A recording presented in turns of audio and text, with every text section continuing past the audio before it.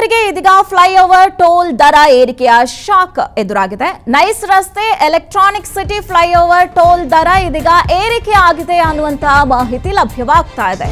ಬೆಂಗಳೂರಿನ ಪ್ರಮುಖ ಟೋಲ್ ಮಾರ್ಗಗಳಲ್ಲಿ ಹೊಸ ದರವನ್ನ ಇದೀಗ ಜಾರಿ ಕೂಡ ಮಾಡಲಾಗಿದೆ. ಟೋಲ್ ದರ ಶೇಕಡ 10ರಿಂದ 13ರವರೆಗೆ ಏರಿಕೆ ಮಾಡಿ ಇದೀಗ ಅಲ್ಲಿ ಓಡಾಡುವಂತಹ ಜನರಿಗೆ ಶಾಕ್ ಎದುರಾಗಿದೆ. ನಿರ್ವಹಣಾ ವೆಚ್ಚ ಸೇರಿದಂತೆ ವಾರ್ಷಿಕ ಪರಿಷ್ಕರಣೆಯ ಭಾಗವಾಗಿ ಈ ಹೆಚ್ಚಳವನ್ನ ಮಾಡಲಾಗಿದೆ ಅನ್ನುವಂತ ಕಾರಣಗಳು ಕೂಡ ಗೊತ್ತಾಗ್ತಾ ಇದೆ. ಜೊತೆಗೆ ಹೊಸ ಟೋಲ್ ದರಗಳು 2027ರ ಜೂನ್ 30ರವರೆಗೂ ಕೂಡ ಇದು ಜಾರಿಯಲ್ಲಿ ಇರುತ್ತೆ ಅನ್ನುವಂಥದ್ದು ಕೂಡ ಮಾಹಿತಿ ಸಿಗ್ತಾ ಇದೆ.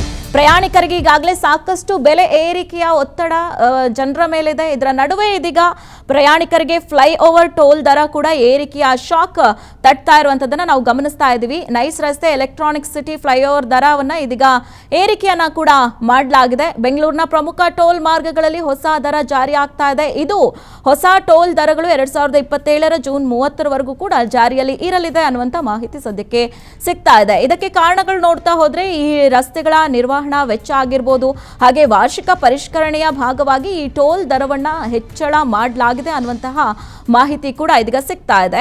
ಇನ್ನು ಹೊಸೂರು ರಸ್ತೆ ಬನ್ನೇರುಘಟ್ಟ ರಸ್ತೆ ಮಾರ್ಗ ಹಳೆ ದರ ಏನಿತ್ತು ಅಂತಂದ್ರೆ 30 ರೂಪಾಯಿ ಇತ್ತು, ಈಗ ಹೊಸ ದರ 33 ರೂಪಾಯಿ ಬೈಕ್ಗಳಿಗೆ. ಹಾಗೆ ಕಾರುಗಳಿಗೆ ಹಳೆ ದರ 65 ರೂಪಾಯಿ ಇತ್ತು, ಆದ್ರೆ ಇದೀಗ ಹೊಸ ದರ 72 ರೂಪಾಯಿ ಆಗಿದೆ. ಇನ್ನು ಫ್ಲೈ ಓವರ್ ಟೋಲ್ ಏರಿಕೆ ಶಾಕ್ ಕಾರ್ ಸಿಂಗಲ್ ಟ್ರಿಪ್ ಏನಿದೆ ಅದಕ್ಕೆ 65 ರೂಪಾಯಿ ಆಗಿದೆ. ಹಾಗೆ ಮಲ್ಟಿಪಲ್ ಟ್ರಿಪ್ಗೆ 100 ರೂಪಾಯಿ ಆಗಿದ್ರೆ ಮಾಸಿಕ ಪಾಸ್ ಏನಾದರೂ ನಾವು ಪಡ್ಕೊಳ್ಬೇಕಾದ್ರೆ 1960 ರೂಪಾಯಿಯನ್ನ ನಾವು ಕಟ್ಟಬೇಕಾಗುತ್ತೆ. ಇನ್ನು ಬೈಕ್ನಲ್ಲಿ ಸಿಂಗಲ್ ಟ್ರಿಪ್ಗಾದ್ರೆ 25 ರೂಪಾಯಿ, ಹಾಗೆ ಮಲ್ಟಿಪಲ್ ಟ್ರಿಪ್ ಏನಾದರೂ ಆದ್ರೆ 40 ರೂಪಾಯಿಯನ್ನ ಪೇ ಮಾಡಬೇಕು. ಹೀಗಾಗಿ ಬೈಕ್ಗೆ ನಾವೇನಾದರೂ ಮಾಸಿಕ ಪಾಸ್ ಅನ್ನ ಮಾಡಿಸ್ಕೋಬೇಕು ಅಂತಂದ್ರೆ 785 ರೂಪಾಯಿಯನ್ನ ನಾವು ಕಟ್ಟಬೇಕಾಗುತ್ತೆ. ಹೀಗಾಗಿ ಏನು ಹೊಸೂರು ರಸ್ತೆಯಿಂದ ಬನ್ನೇರುಘಟ್ಟೆ ರಸ್ತೆ ಮಾರ್ಗ ಎಷ್ಟೆಷ್ಟು ಪ್ರೈಸ್ಗಳು ಜಾಸ್ತಿ ಆಗಿದೆ ಅನ್ನುವಂಥದ್ದನ್ನ ಕೂಡ ನಾವು ಗಮನಿಸ್ತಾ ಇದ್ದೀವಿ. ಕಾರ್ಗೆ ಒಂದು ರೀತಿಯಾದಂತಹ ಪ್ರೈಸ್ ಆದ್ರೆ ದ್ವಿಚಕ್ರ ವಾಹನಗಳಿಗೆ ಕೂಡ ಪ್ರೈಸ್ ಏರಿಕೆ ಆಗಿರುವಂಥದ್ದನ್ನ ಕೂಡ ನಾವು ಗಮನಿಸ್ತಾ ಇದ್ದೀವಿ. ಕಾರ್ ಏನಾದರೂ ಸಿಂಗಲ್ ಟ್ರಿಪ್ ಹೋಗೋದಾದ್ರೆ 65 ರೂಪಾಯಿ, ಅಲ್ಲ ನಮ್ದು ಮಲ್ಟಿಪಲ್ ಟ್ರಿಪ್ ಅಂತ ಅಂದ್ರೆ 100 ರೂಪಾಯಿ ಪೇ ಮಾಡಬೇಕಾಗುತ್ತೆ. ಹಾಗೆ ಕಾರ್ಗಳಿಗೆ ಮಾಸಿಕ ಪಾಸ್ ಅನ್ನ ಪಡ್ಕೊಳ್ಬೇಕು ಅಂತಂದ್ರೆ 1960 ರೂಪಾಯಿನ ಪೇ ಮಾಡಬೇಕು.